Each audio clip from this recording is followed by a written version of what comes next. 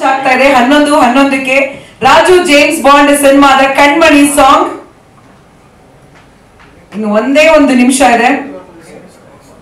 ನಿನ್ನೆ ಅಷ್ಟೇ ಶ್ರೀಮತಿ ಅಶ್ವಿನಿ ಪುನೀತ್ ರಾಜ್ಕುಮಾರ್ ಮೇಡಮ್ ಹಾಡನ್ನ ನೋಡಿ ಇಡೀ ಟೀಮ್ಗೆ ತಮ್ಮ ವಿಶಸ್ ಅನ್ನ ಹೇಳಿದ್ದಾರೆ. ಈಗ ಅವರ ವಿಶಸ್ ಜೊತೆಗೆ ಲಾಂಚ್ ಮಾಡೋಣ ರಾಜು ಜೇಮ್ಸ್ ಬಾಂಡ್ ಸಿನಿಮಾದ ಕಣ್ಮಣಿ ಸಾಂಗ್ ನಿಮ್ಮೆಲ್ಲರ ಮುಂದೆ ರೆಡಿ ಆಗಿದೆ. Raju James bond. ಈಗ ಸಿನಿಮಾದ ಬಗ್ಗೆ ಮಾತಾಡೋದಕ್ಕೆ ವೇದಿಕೆ ಮೇಲೆ ಬರಮಾಡ್ಕೊಳ್ಳೋಣ ಸಿನಿಮಾದ ಡೈರೆಕ್ಟರ್ ಆದಂತಹ ದೀಪಕ್ ಮಧುವನಹಳ್ಳಿ ಅವ್ರನ್ನ. ಸೊ ಇವತ್ತಿನ ಈವೆಂಟ್ ನೋಡಿದಿರ ನೀವೇ, ಹಿಂದ್ಗಡೆಯಿಂದ ನಮ್ಮ ಮಕ್ಷಂದ್ರ ಸರ್ 2 ಸಲ ಬಂದು ತಟ್ಟು ಹೇಳಿದ್ರು ಸೂಪರ್ ಇದೆ ಸಾಂಗ್ ಅಂತ. ಸೊ ನಮ್ಗೆ ಅಲ್ಲೇನೆ ಖುಷಿ ಆಯ್ತು. ನಂಗೆ ನಿಜವಾಗ್ಲೂ ಗೊತ್ತಿಲ್ಲ ಈ ಸಾಂಗ್ ಬಗ್ಗೆ ಏನ್ ಹೇಳ್ಬೇಕು ಅಂತ. ಯಾಕಂದ್ರೆ ಪ್ರತಿ ಸಲ ಸ್ಟೇಜ್ ಮೇಲೆ ನಿಂತ್ಕೊಂಡಾಗ ಮಾಡಿರೋ ಕೆಲಸ ತೋರಿಸಿರ್ತೀವಿ, ಬಟ್ ಅದ್ರ ಬಗ್ಗೆ ನಾವೇ ಏನ್ ಹೇಳ್ಕೊಳ್ಳೋದು ಅನ್ನೋ ಒಂದು ಇರುತ್ತೆ. ಏನಾದ್ರು ಇಂಟ್ರಾಕ್ಷನ್ ಮಾಡಿದ್ರೆ, ಈಗ ನಿಮ್ ಕಡೆಯಿಂದ ಒಂದು ಪ್ರಶ್ನೆಗಳಿತ್ತು ಅಥವಾ ಒಂದು ಎಕ್ಸ್ಪೀರಿಯನ್ಸ್ ಏನೋ ಕೇಳೋದಿತ್ತು ಅಂದ್ರೆ ಹೇಳ್ಕೋಬಹುದು. ಈಗ ಸುಮ್ಮನೆ ನಮ್ಮ ಕೆಲಸ ನಾವೇ ಮಾತಾಡೋದು ಅಂದ್ರೆ ಏನೋ ಒಂಥರ ಹಿಂಸೆ ಅಂತ ಯಾವತ್ತೂ. ಸರ್ ನಂದು ಒಂದೇ ಒಂದು ಪ್ರಶ್ನೆ. ಇದಕ್ ಮುಂಚೆ ನಾವು ಒಂದು ಲವ್ ಫೇಲ್ಯೂರ್ ಸಾಂಗ್ ಅನ್ನ ರಿಲೀಸ್ ಮಾಡಿದ್ವಿ, ಬೇಕಿತ್ತ ಅಂತ. ಫಸ್ಟ್ ಲವ್ ಆಗುತ್ತೆ, ಆಮೇಲೆ ಲವ್ ಫೇಲ್ಯೂರ್ ಆಗೋದು ಒಂದು ಸಹಜ. ಆದ್ರೆ ನೀವು ಫಸ್ಟ್ ಲವ್ ಫೇಲ್ಯೂರ್ ಮಾಡಿಸಿ ಆಮೇಲೆ ಇವಾಗ ಒಂದು ಲವ್ ಸಾಂಗ್ ಅನ್ನ ಬಿಟ್ಟಿದ್ದೀರಾ, ಏನಕ್ಕೆ ಅಂತ ಕೇಳಬಹುದಾ? ಏನ್ ಲಾಜಿಕ್ ಇದ್ರಿಂದ? ಏನಿಲ್ಲ, ನಾನು ಬೇಸಿಕಲಿ ಉಪ್ಪಿಸರ್ ಸ್ಕೂಲಿಂದ ಎಲ್ಲ ಉಲ್ಟಾ. ಅವ್ರು ಫಸ್ಟ್ ದಿ ಎಂಡ್ ಅಂತ ತೋರಿಸ್ಬಿಟ್ಟು ಅವ್ನ ಸಿನಿಮಾ ಫಸ್ಟ್ ಕ್ಲೈಮ್ಯಾಕ್ಸ್ ಆಮೇಲೆ ಶುರು. ಆತರ ಫಸ್ಟೇ ಲವ್ ಫೇಲ್ಯೂರ್ ತೋರಿಸಿ ಆಮೇಲೆ ಲವ್. ಈಗ ನೀವು ಯಾವ ಸಾಂಗ್ ನಿಮ್ಮ ಲೈಫಿನ ಇನ್ಸ್ಪಿರೇಷನ್ ಸರ್? ಬ್ರೇಕಪ್ ಸಾಂಗ್ ಅಥವಾ ಈ ಒಂದು ರೊಮ್ಯಾಂಟಿಕ್ ಸಾಂಗ್? ಸಿಕ್ಕಾಪಟ್ಟೆ ಬ್ರೇಕಪ್ ಎಕ್ಸ್ಪೀರಿಯನ್ಸ್ ಆಗೋಗಿ ಲವ್ ತುಂಬಾ ಆಗಿದೆ, ಬ್ರೇಕಪ್ಸ್ ತುಂಬಾ, ಎರಡು ಎಕ್ಸ್ಪೀರಿಯನ್ಸ್ ಇದೆ. ಓಕೆ ಸರ್, ನೀವು ರಾಜು ಜೇಮ್ಸ್ ಬಾಂಡ್ ಈ ಸಿನಿಮಾದ ಕಥೆನ ಫಸ್ಟ್ ರ್ಯಾಂಕ್ ರಾಜು ಬರ್ದಿದ್ದ ಇಲ್ಲ ಅಂತಂದ್ರೆ ಗುರುನಂದನ್ ಅವ್ರಿಗೆ ಬರ್ದಿದ್ದ? ಈ ಸಿನಿಮಾನೇ ಅವ್ರು ನನಗೆ ಬರ್ತಿದ್ದೆ ಆಕ್ಚುಲಿ. ಯಾಕಂದ್ರೆ ಅವರು ತಗೊಂಡಿದ್ದ ಪ್ರಾಜೆಕ್ಟ್ ನನಗೆ, ಸೊ ಐಡಿಯಾ ಅವ್ರದಿತ್ತು. ಸ್ಕ್ರೀನ್ ಪ್ಲೇ ಡೈರೆಕ್ಷನ್ ನಾನು ಮಾಡಿದೆ, ಪ್ರೊಡ್ಯೂಸರ್ಸ್ ಮತ್ತೆ ಹೀರೋ ಅವ್ರದೇ ಇತ್ತು ಕತೆ. ಸೊ ಗುರುನಂದನ್ ಅವ್ರು ನನಗೆ ಒಳ್ಳೆ ವೆರಿ ಗುಡ್ ಫ್ರೆಂಡ್ ಅವರು. ಸೊ ಆಗಿಂದ ಅವ್ರು ನನ್ನ ಪ್ರೊಡ್ಯೂಸರ್ಸ್ಗೆ ಇಂಟ್ರೊಡ್ಯೂಸ್ ಮಾಡಿ ಹಂಗಾಗಿ ಪ್ರಾಜೆಕ್ಟ್ ಇದು. ಮೀಡಿಯಾದವ್ರು ಏನಾದ್ರು ಕ್ವೆಶ್ಚನ್ಸ್ ಇದ್ರೆ ಕೇಳಬಹುದು. ಮಾತಾಡ್ಲಿ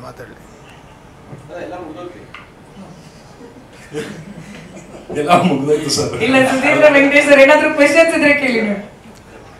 ಅಲ್ಲ ಇನ್ನೊಂದು ಏನ್ ಹೇಳ್ಬೇಕು ಅಂದ್ರೆ, ನಾನು ನಮ್ಮ ಮ್ಯೂಸಿಕ್ ಡೈರೆಕ್ಟರ್ ಅನೂಪ್ ಸರ್ ಬಗ್ಗೆ ಮಾತಾಡ್ಬೇಕು. ಇವತ್ತಿಗೂ ಸಾಂಗ್ ನಿಮ್ಗೆ ಇಷ್ಟು ಫ್ರೆಶ್ ಆಗಿ ಸೌಂಡ್ ಆಗುತ್ತೆ ಅಂದ್ರೆ ಅದು ಅವ್ರ work. Enter credits goes to Anoop ಸಿಗಿ. ತುಂಬಾ ಚೆನ್ನಾಗಿ ಕೆಲಸ ಮಾಡಿದ್ದಾರೆ ಮ್ಯೂಸಿಕ್ ಪಾರ್ಟ್ ಅಲ್ಲಿ ನಾನು ಹೇಳ್ತಾ ಇರೋದು. ಅಂಡ್ ಜ್ಯೋತಿ ವ್ಯಾಸರಾಜ್ ಅಂತೇಳಿ ಅವ್ರು ಫಸ್ಟ್ ಟೈಮ್ ಲಿರಿಕ್ಸ್ ಬರ್ದಿರೋದು. ನನಗೆ ಏನನ್ಸಿದ್ದು ಅಂದ್ರೆ ಆಕೆ ಕೈಗುಣ ತುಂಬಾ ಚೆನ್ನಾಗಿದೆ. ಯಾಕಂದ್ರೆ ಆಕೆ ಬರ್ದಿರೋ 2 ಸಾಂಗ್ ಲಂಡನ್ ಶೂಟ್ ಮಾಡಿದ್ದು. ಸೊ ಅವ್ರ ಸಾಂಗ್ ಬರ್ಸಿರೋ ಮೋಸ್ಟ್ಲಿ ಅಬ್ರಾಡ್ ಶೂಟ್ ಮಾಡ್ಬೋದು ಮೋಸ್ಟ್ಲಿ. ಸೊ ತುಂಬಾ ಅವರು ಚೆನ್ನಾಗಿ ಬರ್ದಿದ್ದಾರೆ, ಸಂಚಿತ ಕೇಳಂಗೆ ಇಲ್ಲ, ತುಂಬಾ ಚೆನ್ನಾಗಿ ಹಾಡಿದ್ದಾರೆ. ಅಂಡ್ ಮುರಳಿ ಮಾಸ್ಟರ್ ನಮ್ಮ ಆಸ್ಥಾನ ಕೊರಿಯೋಗ್ರಾಫರ್ ಅವರು ತುಂಬಾ ಚೆನ್ನಾಗಿ ಮಾಡಿದ್ದಾರೆ. ಅಂಡ್ ನಿಮ್ಗೆ ವಿಜುವಲ್ ಕ್ವಾಲಿಟಿ ನೋಡೋದ್ರೆ ಗೊತ್ತಾಗುತ್ತೆ. ಅಂದ್ರೆ ಪ್ರೊಡ್ಯೂಸರ್ಸ್ ಏನಕ್ಕೂ ಕಮ್ಮಿ ಮಾಡಿಲ್ಲ, ಯಾವ ಲೊಕೇಶನ್ ಬೇಕೋ ಅದು ಎಷ್ಟು ದಿನ ಶೂಟ್ ಮಾಡ್ತೀವೋ ಅಷ್ಟು ಫ್ರೀಡಮ್ ಕೊಟ್ಟಿದ್ದಾರೆ. ಅಂಡ್ ಅದು ಸ್ಕ್ರೀನ್ ಮೇಲೆ ರಿಫ್ಲೆಕ್ಟ್ ಆಗ್ತಿದೆ ಆಲ್ರೆಡಿ. ಅಂಡ್ ನಮ್ಮ ಲೀಡ್ ಆದಂತ ಗುರು ಮತ್ತೆ ಮೃದುಲ ಅವ್ರಿಗೆ ಎಕ್ಸ್ಟ್ರಾ ಕ್ರೆಡಿಟ್ಸ್ ಯಾಕೆ ಅಂದ್ರೆ, ಒಂದು -4 -6 ಏನಾಯ್ತು ಟೆಂಪರೇಚರ್. ಕೆಲವೊಂದು ಶಾರ್ಟ್ಸ್ಗಳಲ್ಲಿ ನೀವು ನೋಡ್ಬೋದು ಆ ಸಣ್ಣದಾಗಿ ಶಿವರಿಂಗ್ ಕಾಣುತ್ತೆ ಇಬ್ರು, ಅದು ಬಿಕಾಸ್ ಆಫ್ ಅದು ಭಯ ಅಲ್ಲ, ಚಳಿ. ಸೊ ಅಂಥದ್ರಲ್ಲೇ ಅವರು ಆ ಕಾಸ್ಟ್ಯೂಮ್ಸ್ ಎಲ್ಲ ಹಾಕಿ ಪರ್ಫಾರ್ಮ್ ಮಾಡಿ ತುಂಬಾ ಚೆನ್ನಾಗಿ ಎಕ್ಸ್ಪ್ರೆಷನ್ಸ್ನ ಎಮೋಟ್ ಮಾಡಿದ್ದಾರೆ. It's A total team work. ನಿಮ್ಗೆ ಇಡೀ ಸಿನಿಮಾ ಇದೇ ಕ್ವಾಲಿಟಿ ಇದೆ. ಅಂದ್ರೆ ನಿಮ್ಗೆ ಟೋಟಲ್ ಸಿನಿಮಾ ನಾನು ಹೇಳ್ತಾರೆ, ಈಗ ಏನ್ ಸಾಂಗ್ ಕ್ವಾಲಿಟಿ ನೋಡೋದಲ್ಲ ಅದೇ ಕ್ವಾಲಿಟಿ ಎಂಟೈರ್ ಸಿನಿಮಾ ಇದೆ ಅಂತ ನಾನು ಹೇಳಕ್ ಇಷ್ಟಪಡ್ತೀನಿ.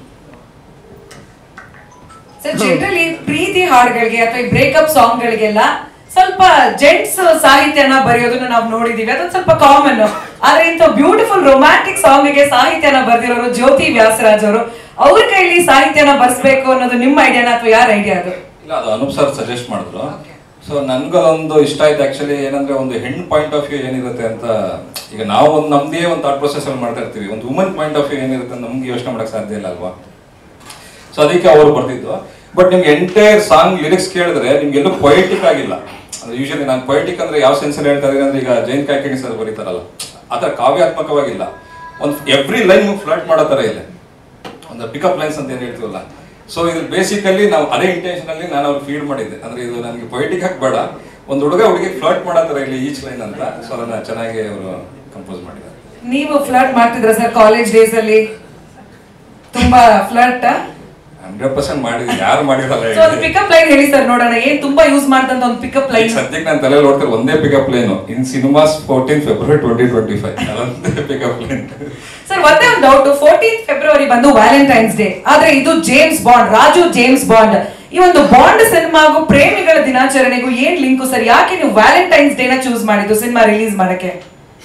ಲವ್ ಯಾರು ಚೂಸ್ ಮಾಡಲ್ಲ ಹೇಳಿ, ಎಲ್ಲರೂ ಚೂಸ್ ಮಾಡ್ತಾರೆ. ಅದು ಬಾಂಡ್ ಆಗಿರ್ಬೋದು ಅಥವಾ ಸ್ಟ್ರೀಟ್ ಅಲ್ಲಿ ಬೆಗ್ಗರ್ ಆಗಿರ್ಬೋದು, ಯಾರಾದ್ರೂ ಲವ್ ಅದನ್ನ ನಮ್ಮ ಬಾಂಡೆ ಆನ್ಸರ್ ಮಾಡ್ತಾರೆ. ಏನಕ್ಕೆ ಅವರು ದೀಪಕ್ ಎಷ್ಟು ಜನ ಶೂಟ್ ಮಾಡಿದ್ರೆ? ದೀಪಕ್ ಎಷ್ಟು ಜನ ಶೂಟ್? ಸರ್ ಇದು ಈ ಸಾಂಗ್ ನಾವು ಆಲ್ಮೋಸ್ಟ್ ಒಂದು ವಾರ ಶೂಟ್ ಮಾಡಿದ್ವಿ ಸರ್. ಒಂದು ವಾರ ಅಲ್ಲೇ ಅಲ್ಲೇ ಯಾಕಂದ್ರೆ ಎಲ್ಲ ಲಂಡನ್ ಇಂದ ಒಂದು ವಾರ ಅಂದ್ರೆ ಟೈಮ್ ಸೇರಿ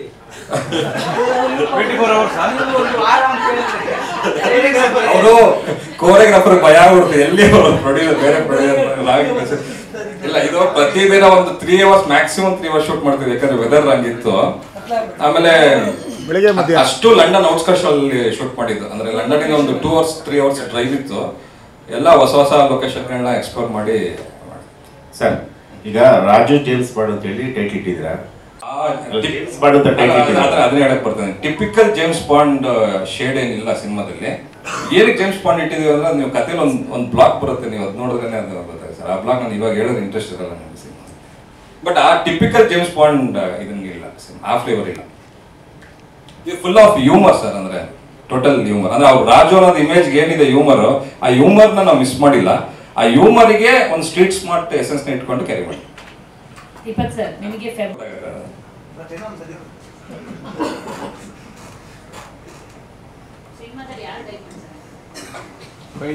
ಅಲ್ಲ, ಅದು ಫೈನಲ್ ನೀವು 14ನೇ ತಾರೀಕಿಗೆ ಗೊತ್ತಾಗ್ಬಿಡೋದು ಯಾರು ಡೈಮಂಡ್ ಅಂತ. ಸದ್ಯಕ್ಕೆ ನಮ್ಮ ಇಲ್ಲಿ ಎದುರುಗಡೆ ಕಾಣಿಸ್ತಾ ಇದ್ರಲ್ಲ ಇವರೇ ಇಬ್ಬರು ಡೈಮಂಡ್ಸ್.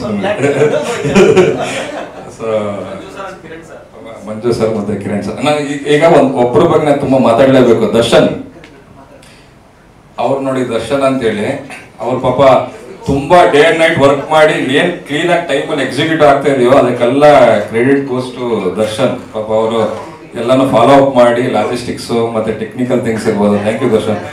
ಅಂಡ್ ನಾಯ್ಡು ಸರ್, ಇವರಿಬ್ರು ನಮ್ಮ ಸಿನಿಮಾದ ಎಕ್ಸಿಕ್ಯೂಟಿವ್ ಪ್ರೊಡ್ಯೂಸರ್ಸ್. ಇವರಿಬ್ರು ಈ ಸೈಡ್ ವಾಲ್ ತರ, ಒಬ್ರು ಈ ಸೈಡ್ ವಾಲ್, ಒಬ್ರು ಈ ಸೈಡ್ ವಾಲ್. ಸೆಂಟರ್ ನಿಮ್ದೆ.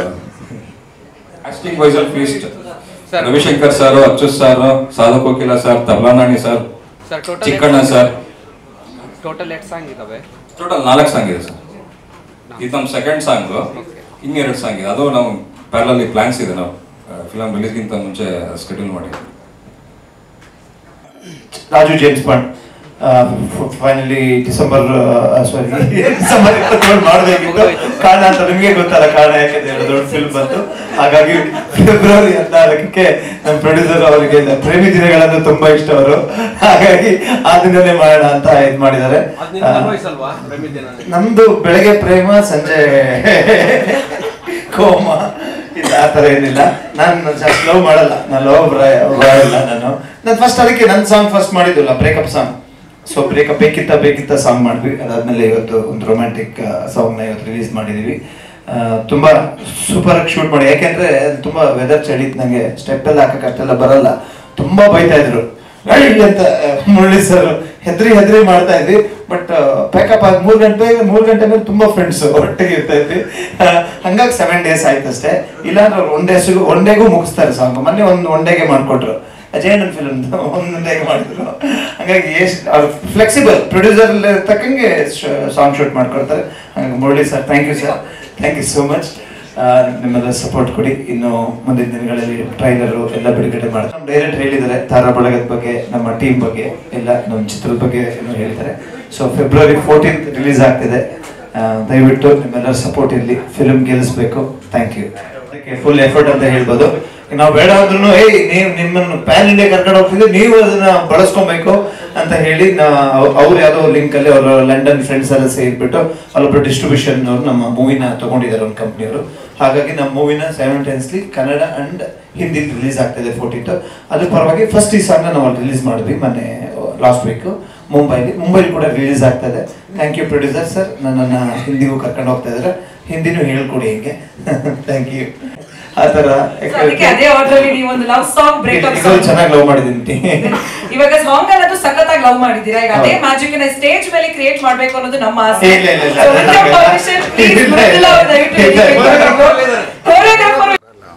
ಅಲ್ಲ ಮಜ್ಜಾಗ್ತೀನಿ ಸ್ಕಿನ್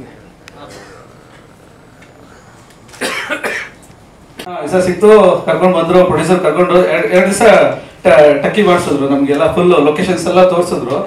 ಆ ಲೊಕೇಶನ್ ತೋರಿಸ್ದಾಗ್ಲೇನೆ ಆಕ್ಚುಲಿ ಹೇಳ್ಬೇಕು, ಅದು ಒಂದು ವಿಷಯ ಹೇಳ್ಬೇಕು ನಾನಿಲ್ಲಿ. ಯಾಕಂದ್ರೆ ಇವಾಗ ನಾವು ಲೊಕೇಶನ್ ನೋಡ್ಕೊಂಡ್ ಬಂದು ಇಲ್ಲಿ ನಾವೇನ್ ಮಾಡ್ತೀವಿ, ಒಂದು 15 days ಆಗುತ್ತೆ ಅದು ಲೊಕೇಶನ್ ನೋಡಿ. ಆ ಲೊಕೇಶನ್ಸ್ ನಾವು ಅಂದ್ರೆ ಬ್ಲಾಕ್ ಮಾಡ್ಬೇಕಂದ್ರೆ 50-20 days ಆಗುತ್ತೆ ಇಲ್ಲೆಲ್ಲ ನಾವು ಮಾಡ್ಬೇಕು ಅಂದ್ರೆ.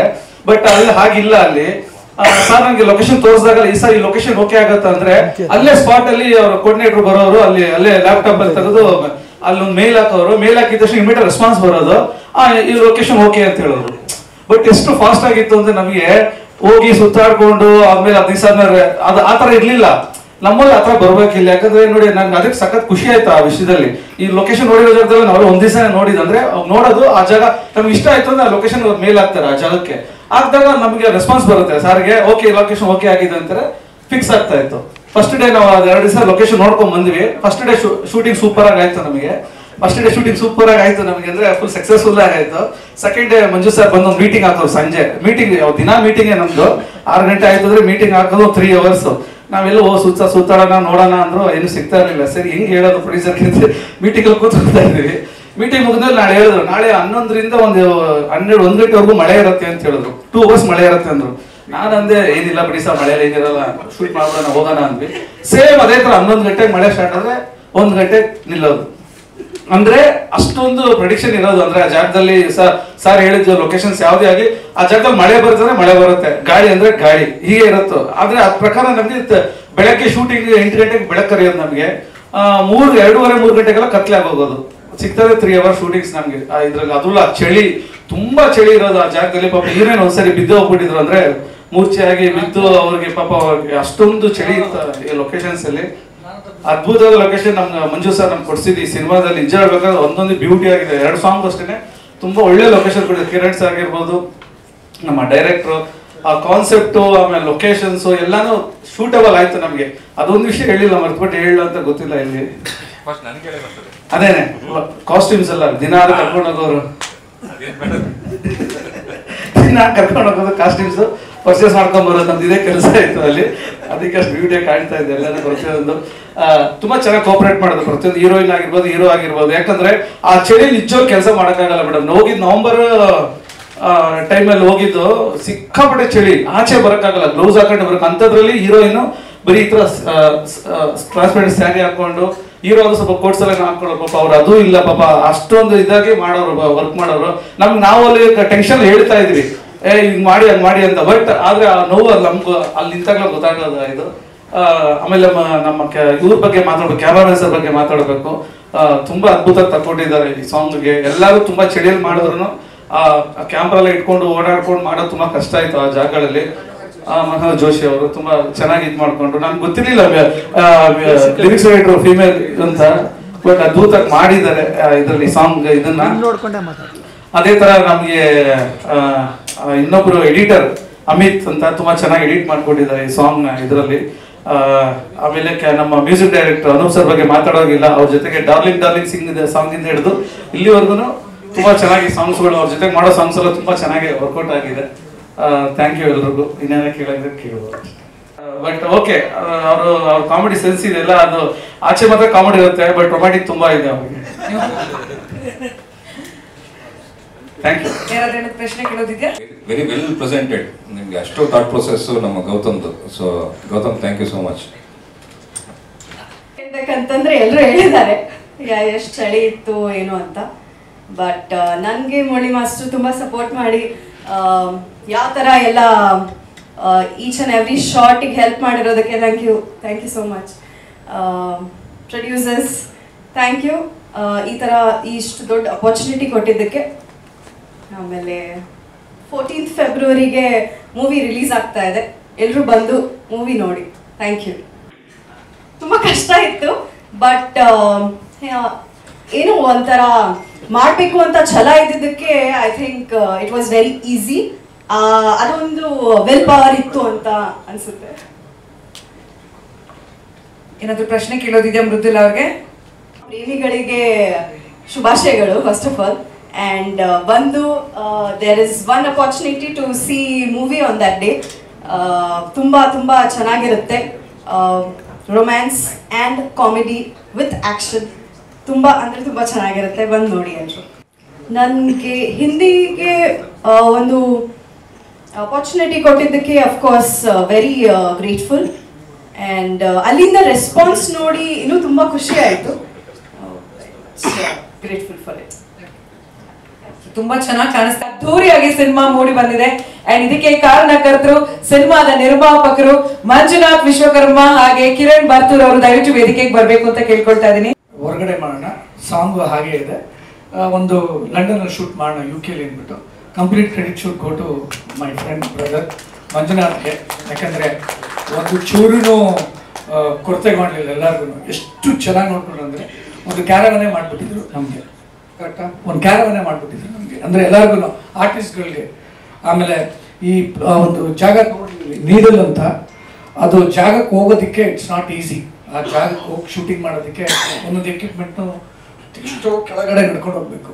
ಸೊ ಅಲ್ಲಿ ಎಲ್ಲರೂ ನಮ್ಮೆಲ್ಲ ಫ್ರೆಂಡ್ಸು ಎಲ್ಲರೂ, ನಮ್ಮ ಮುರಳಿ ಮಾಸ್ಟರ್ ಇರ್ಬೋದು, ಡೈರೆಕ್ಟರ್ ಇರ್ಬೋದು, ಸೊ ತುಂಬಾ ಕೋಆರ್ಡಿನೇಟ್ ಮಾಡಿ ತುಂಬ ಚೆನ್ನಾಗಿ ಎಲ್ಲೂ ಕಾಂಪ್ರಮೈಸ್ ಆಗ್ದಲೇ ಚೆನ್ನಾಗಿ ಕೋಆರ್ಡಿನೇಟ್ ಮಾಡಿ ಈ ಸಾಂಗ್ ಇಷ್ಟು ಚೆನ್ನಾಗಿ ಬಂದಿರೋದಕ್ಕೆ ಕಾರಣ ಫಸ್ಟು ನಮ್ಮ ಮಂಜು, ಡೈರೆಕ್ಟ್ರು ಮುರಳಿ ಮಾಸ್ಟ್ರು, ಕ್ಯಾಮ್ರಾಮ್ಯಾನು, ಮ್ಯೂಸಿಕ್ಕು ಎಲ್ಲರೂ.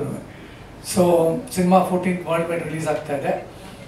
ಸೊ ವರ್ಲ್ಡ್ ವೈಡ್ ಮತ್ತು ಹಿಂದಿಯಲ್ಲೂ ರಿಲೀಸ್ ಆಗ್ತಾ ಇದೆ.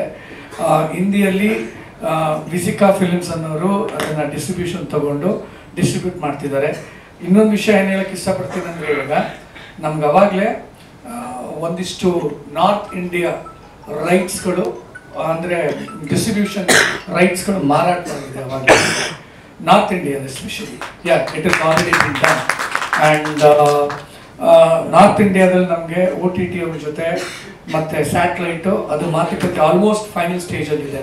ನಾವು ಮೊನ್ನೆ ಬಾಂಬೆಗೆ ಹೋಗಿ ಅದೇ ಒಂದು ಉದ್ದೇಶದಿಂದ ಅಲ್ಲಿ ಒಂದು ನಮ್ಮ ಹಿಂದಿ ವರ್ಷನ್ ಸಾಂಗ್ ರಿಲೀಸ್ ಮಾಡಿ, ಆಮೇಲೆ ನೆಕ್ಸ್ಟ್ ನಮ್ಮ ಎಕ್ಸಿಕ್ಯೂಟಿವ್ ಪ್ರೊಡ್ಯೂಸರ್ ದರ್ಶನ್ ಅವರು, ಡೈರೆಕ್ಟ್ರು, ಮತ್ತು ನಮ್ಮ ನಾಯ್ಡು ಎಕ್ಸಿಕ್ಯೂಟಿವ್ ಪ್ರೊಡ್ಯೂಸರ್ಸು ಇದ್ದು ಅವ್ರ ಜೊತೆ ಮಾತಾಡ್ಕೊಂಡು ಬಂದಿದ್ದಾರೆ. ನಾವು ಇವಾಗ ಫೈನಲ್ ಕಾಲ್ ತೊಗೋಬೇಕು.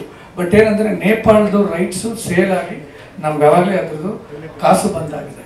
So that is one very good news, very good move. ಮತ್ತು ಈ ಸಿನಿಮಾನ ನಾವು ವರ್ಲ್ಡ್ ವೈಡ್, ಸೊ ನಾನೇ 45 ಸಿನಿಮಾ ಕನ್ನಡ ಸಿನಿಮಾಗಳನ್ನ ವರ್ಲ್ಡ್ ವೈಡ್ ರಿಲೀಸ್ ಮಾಡಿದ್ದೀನಿ. ಸೊ ಆದ್ದರಿಂದ ಈ ಸಿನಿಮಾನು world wide simultaneously United States, Canada, UK, Europe, Australia, Singapore, Europe ಎಲ್ಲ ಕಡೆ ಮಾಡ್ತೀನಿ. ಆಮೇಲೆ ನನ್ನ ಸ್ನೇಹಿತ ರವಿ ಕಶ್ಯಪ್ ಇಲ್ಲಿ ಅವರು ಪ್ರೊಡ್ಯೂಸರು, ಮತ್ತು ಅವರು international movie distributor. Actually is a legend ಅನ್ಬೋದು. ಅವರೇ ಸ್ಟಾರ್ಟ್ ಮಾಡಿದ್ದು, ಅವ್ರು ನೋಡಿ ನಾವು ಕಲ್ತ್ಕೊಂಡಿದ್ದು. ಸೊ ಈಸ್ ಆಲ್ಸೋ ಇಯರ್, ಅವರು ನಮ್ಗೆ ಹೆಲ್ಪ್ ಮಾಡ್ತಾರೆ ಇಂಟರ್ನ್ಯಾಷನಲ್ ಮೂವಿನ ಡಿಸ್ಟ್ರಿಬ್ಯೂಟ್ ಮಾಡೋದಕ್ಕೆ.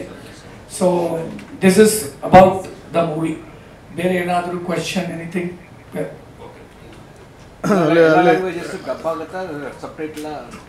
ಸರ್ ಇವಾಗ ಕನ್ನಡ ಮತ್ತು ಹಿಂದಿನ ನಾವು ಏನು ಮಾಡಿದ್ದೀವಿ ಅಂತಂದರೆ, ಅಲ್ಲಿ ಆರ್ಟಿಸ್ಟ್ಗಳನ್ನ ಯೂಸ್ ಮಾಡಿಕೊಂಡು ಡಬ್ ಮಾಡಿದ್ದೀವಿ.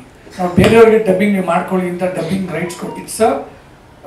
ಇವಾಗ ಬೇರೆ ಸಿನಿಮಾಗಳು ಇವಾಗ ಹೇಗೆ ನಮಗೆ ಪ್ಯಾನ್ ಇಂಡಿಯಾ ಅಂತ ಮಾಡಿಲ್ಲ, ನಾವು ಹಿಂದಿಗೆ ಅಂತಲೇ ಸಿನಿಮಾ ಮಾಡಿದ್ದೀವಿ. ಈಗ ತಮಿಳು, ತೆಲುಗುಗೆಲ್ಲ ಡಬ್ಬಿಂಗ್ ರೈಟ್ಸ್ನ we will sell it. But ಹಿಂದಿನ we have spent money, we have use the dubbing ಆರ್ಟಿಸ್ಟ್ಗಳನ್ನ ಯೂಸ್ ಮಾಡಿಕೊಂಡು, ಸಿಂಗರ್ಸ್ಗಳನ್ನ ಯೂಸ್ ಮಾಡಿಕೊಂಡು ನಾವೇನೇ ಎಲ್ಲ ಕೆಲಸಗಳನ್ನ ಮಾಡಿ ಇವಾಗ ಅದು ಒಂದು ಇವಾಗ Hindi content cinema. Raju James bond ಒಂದು ಹಿಂದಿ ಕಂಟೆಂಟು ಹಿಂದಿಯಲ್ಲಿ ರಿಲೀಸ್ ಮಾಡ್ತೀವಿ. ಬಾಂಬೆಲಿ ಆಗುತ್ತೆ. ಏನು ಸರ್? ಬಾಂಬೆಲಿ ರಿಲೀಸ್ ಆಗುತ್ತೆ. ಹೌದು ಸರ್, ಬಾಂಬೆಲಿ ಆಗುತ್ತೆ, ಎಂಟೈರ್ ನಾರ್ತ್ ಇಂಡಿಯಲ್ಲಿ ಆಗುತ್ತೆ. ನಮ್ದೆಲ್ಲ ಥಿಯೇಟರ್ ಲಿಸ್ಟು ಎಲ್ಲ ಲಿಸ್ಟ್ ಇದೆಲ್ಲ, everything is ready actually. Sir totally 2 ಭಾಷೆಯಲ್ಲಿ 14 ರಿಲೀಸು. 2 ಭಾಷೆಯಲ್ಲಿ? 2 ಭಾಷೆ ಸರ್. ಓಕೆ, ಒಂದು ಕನ್ನಡ, ಒಂದು ಹಿಂದಿ. ತಮಿಳು, ತೆಲುಗು ರೈಟ್ಸ್ ಯಾರು ಬಂದು ತೊಗೊಂಡು ಅವತ್ತೇ ರಿಲೀಸ್ ಮಾಡ್ಕೊತೀನಿ ಅಂದರೆ ಮಾಡ್ಬೋದು. ಆ್ಯಸ್ ಆಫ್ ನೌ ನಾವುಗಳು as a producers we are releasing it in Kannada and Hindi. Okay, fine, good question sir, ಎಲ್ಲರೂ ಕೇಳ್ತಾ ಇದ್ದಾರೆ. ಸೊ ಏನಂತಂದರೆ, ಸಿನಿಮಾ ರೆಡಿ ಆಗಿದ್ದಕ್ಕಿಂತ ಹೆಚ್ಚಾಗಿ ಏನಾಯ್ತಂದರೆ ನಮಗೆ ಎಷ್ಟು ದಿನಗಳು, ಒಂದು ಮ್ಯಾಕ್ಸಿಮಮ್ ಒಂದು 1.5-2 years ಡಿಲೇ ಆಗಿರ್ಬೋದು. This is mainly because of the Covid. ನಾವು ನೋಡಿ ಫಸ್ಟ್ ಟೈಮು ಈ ಒಂದು ಸಿನಿಮಾ ಮಾಡಿದ್ವಿ, ತುಂಬ ಚೆನ್ನಾಗಿ ಮಾಡಿದ್ದೀವಿ. ಇಟ್ಸ್ ನಮ್ಮದು ಡ್ರೀಮ್. ಸುಮ್ಮನೆ ಇವಾಗ ಸಿನಿಮಾ ಕಂಟೆಂಟ್ ಫ್ರೆಶ್ ಆಗಿದೆ, ಆಮೇಲೆ ಒಳ್ಳೆ ಆ್ಯಕ್ಟರ್ಸ್ಗಳಿದ್ದಾರೆ. ಇವಾಗ ಕೋವಿಡ್ ಟೈಮಲ್ಲಿ, ಕೋವಿಡ್ ಮುಗಿದ ಮೇಲೂ ಅಷ್ಟೇ ಈಗ ಎಷ್ಟೋ ಸಿನಿಮಾಗಳು ಬಂದವು. ಸೊ ಅನ್ನೆಸೆಸರಿಯಾಗಿ ಒಳ್ಳೆ ಸಿನಿಮಾಗಳು ನಿಂತ್ಕೊಳ್ಳಿಲ್ಲ ಥಿಯೇಟರ್ಗಳಲ್ಲಿ, ಅದೇ ಆದ ಒಂದು ಕಾರಣಗಳಿಂದ ಒಳ್ಳೊಳ್ಳೆ ಸಿನಿಮಾಗಳು. ಸೊ ಆ ರೀತಿ ಆಗೋದು ಬೇಡ ಅಂದ್ಬಿಟ್ಟು ನಾವು ಸ್ವಲ್ಪ ವೆಯ್ಟ್ ಮಾಡಿ ಆಮೇಲೆ ಸ್ವಲ್ಪ ಕಂಟೆಂಟ್ನ ರೀಶೂಟ್ ಮಾಡಿದ್ವಿ. ಈಗ ಯಾಕೆ ಹೊಸ್ದಾಗಿ ಬೇಕಾಗಿತ್ತು ಒಂದು ಸ್ವಲ್ಪ ಕಂಟೆಂಟು, ನಮ್ಮ ಡೈರೆಕ್ಟರ್ ಹೇಳಿದ್ರು ಒಂದು ಸ್ವಲ್ಪ ಇದೆಲ್ಲ ರೀಶೂಟ್ ಮಾಡೋಣ sir, then we reshooted it again. ಅದು ಒಂದು ಸ್ವಲ್ಪ ಟೈಮ್ ತೊಗೊಂಡು ಈಗ ಫೈನಲಿ ಡಿಸೆಂಬರ್ 27 ಮಾಡಬೇಕಂತಿದ್ವಿ, ಕಾರಣಾಂತರಗಳಿಂದ ಮುಂದೆ ಹೋಯಿತು. ಫೆಬ್ರವರಿ 14 ನೀವೆಲ್ಲ ಸಿನಿಮಾ ನೋಡ್ತೀವಿ.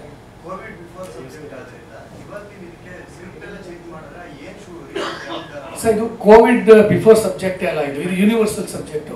ಇದನ್ನ 2029 ಮಾಡ್ಬೋದು, 2030 ಮಾಡ್ಬೋದು, 2015 ಮಾಡ್ಬೋದಿತ್ತು. ಸೊ ಈ ಕಂಟೆಂಟ್ ಹೆಂಗಿದೆ ಅಂತಂದರೆ it's universal content, it's an evergreen content. Sir comedy 1960s ಬರ್ತಿತ್ತು, ಕರೆಕ್ಟಾ? ನೀವು ನೋಡ್ತಾ ಇದ್ರಿ, ನಗ್ತಾ ಇದ್ರಿ. 2025 ಇದೆ, ಕಾಮಿಡಿ ಸಿನಿಮಾ ಈಗಲೂ ನೋಡ್ತೀರಾ, ಈಗಲೂ ನಗ್ತೀರಾ. Same genre sir, it's a comedy plus thriller. ಅವ್ರು ಹೇಳಿದ್ರಲ್ಲ ಅವಾಗಲೇ ಒಂದು ಕಂಟೆಂಟ್ ಇದೆ ಅಂತ ಒಂದು ಸಿನಿಮಾದು, ಆ ಕಂಟೆಂಟ್ನ ನಾನು ರಿವೀಲ್ ಮಾಡೋಕ್ಕಾಗೋದಿಲ್ಲ. That's the main content of our movie. So ಅದು ಕಂಟೆಂಟು ಪ್ಲಸ್ ಕಾಮಿಡಿ ಜಾನರು ಯಾವಾಗ ಕೊಟ್ಟರು ಸಿನಿಮಾ ನೋಡ್ತಾರೆ. ಇವಾಗ ನೀವು 1960 ಇದು ಗೋಲ್ಮಾಲ್ ರಾಧಾಕೃಷ್ಣ ಅಂತ ಒಂದು ಸಿನಿಮಾ ಬಂತು, ಈಗಲೂ ನೋಡಿ ನಗ್ತೀರಾ, ಕರೆಕ್ಟಾ? Same like that.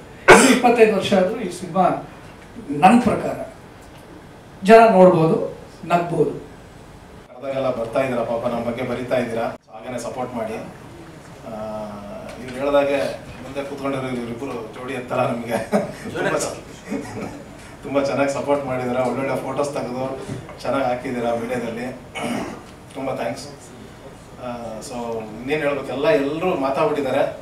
ಒಂದೇನಂತಂದರೆ movie 14th finally release ಮಾಡೋದು ಪ್ಲಾನ್ ಮಾಡ್ತಿದ್ದೆ. ಅಗೇನ್ ಅದೇ ಸೇಮ್ ಥಿಯೇಟ್ರಿಕಲ್ ಸೆಟಪ್ಗೋಸ್ಕರ ನಮ್ಮ ಸತ್ಯ ಅವರು ಓಡಾಡ್ತಾ ಇದ್ದಾರೆ, ಕಷ್ಟಪಡ್ತಾ ಇದ್ದಾರೆ. ಬನ್ನಿ ಸತ್ಯ.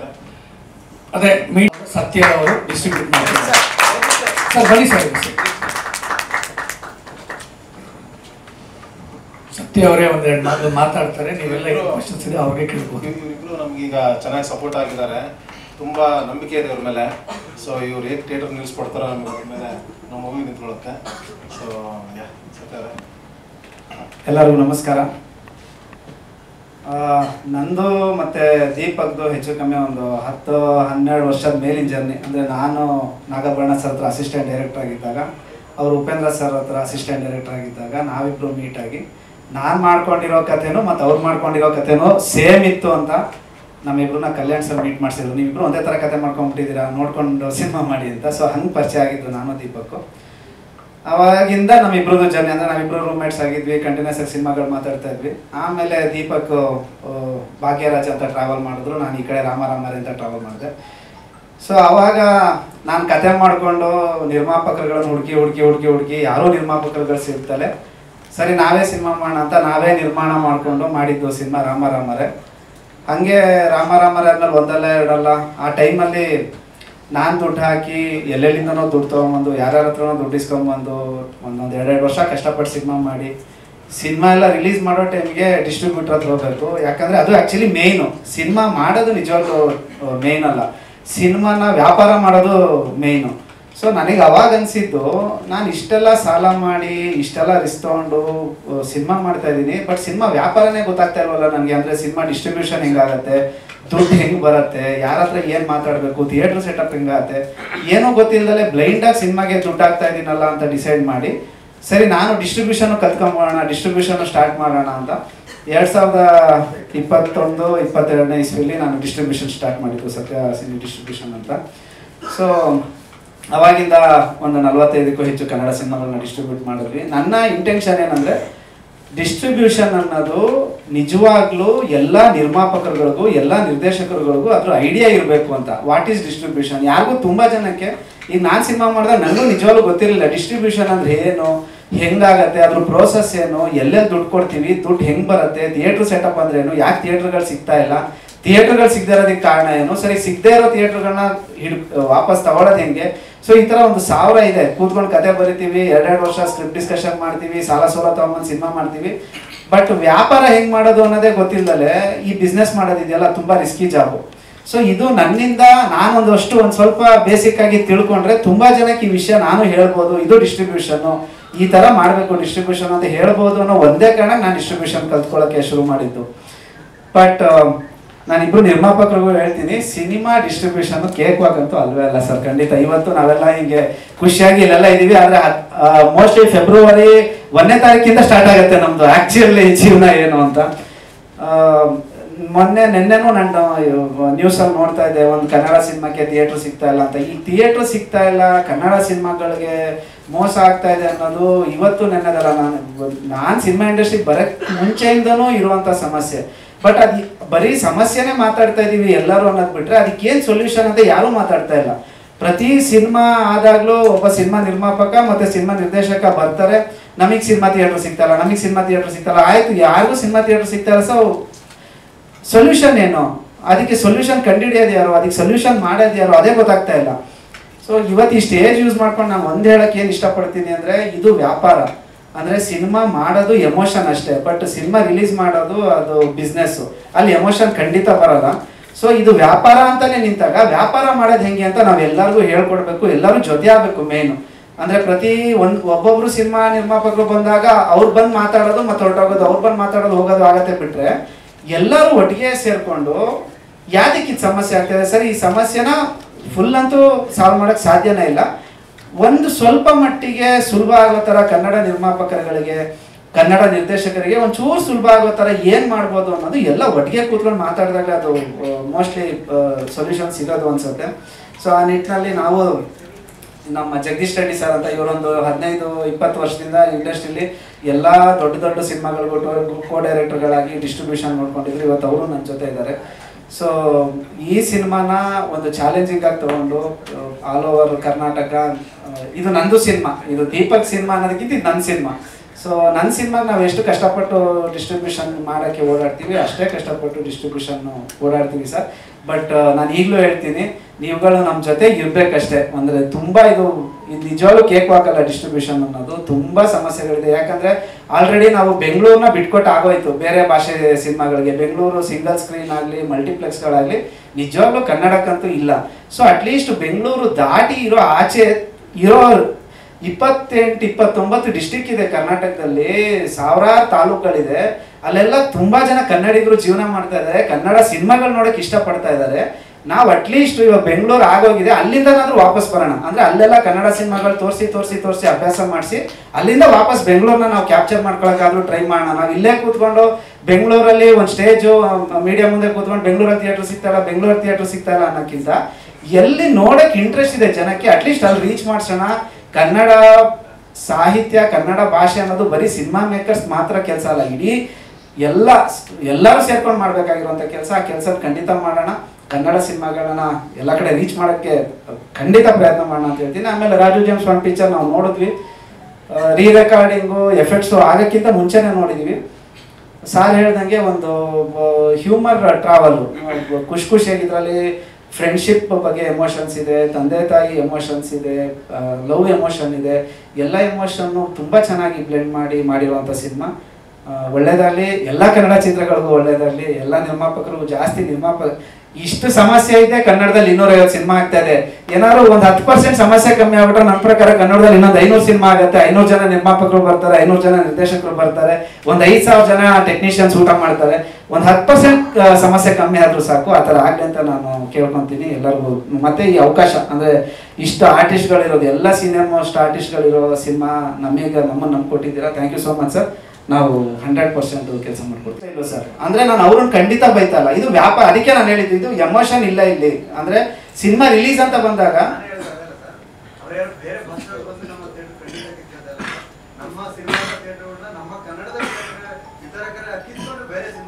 ಹೌದೌದು. ಇವಾಗ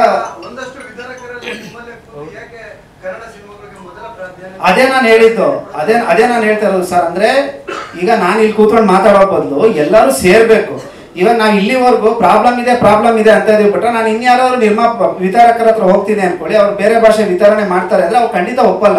ನಾನೇನಿಗೆ ಕಡಿಮೆ ಶೋಗಳು ಮಾಡ್ಲಿ ಗುರು, ದುಡ್ಡು ಬರುತ್ತೆ ನನಗೆ ಅಂತಾರೆ. ಹಂಗೆ ವರ್ಕ್ ಆಗಲ್ಲ ಸರ್ ಇದು. ಅಂದ್ರೆ 10 ಜನ ಆ ಥರ ಮಾತಾಡೋರು ಇದ್ದಾಗ 20 ಜನ ಈ ಥರ ಮಾತಾಡೋರು ನಿಂತ್ಕೋಬೇಕು.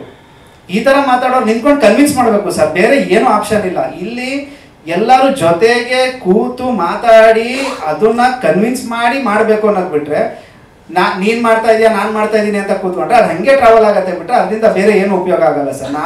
ಇವಾಗ ನಾನು ಹೇಳ್ತಾ ಇದ್ದೀನಲ್ಲ ಸರ್, ಇವಾಗ ನಂದು ಒಂದಲ್ಲ ಎರಡಲ್ಲ ಸಿನಿಮಾ ಶುಕ್ರವಾರ ಒಂದು 27-28 ಸ್ಕ್ರೀನ್ಸಲ್ಲಿ ಶೋನೇ ಆಗಲಿಲ್ಲ.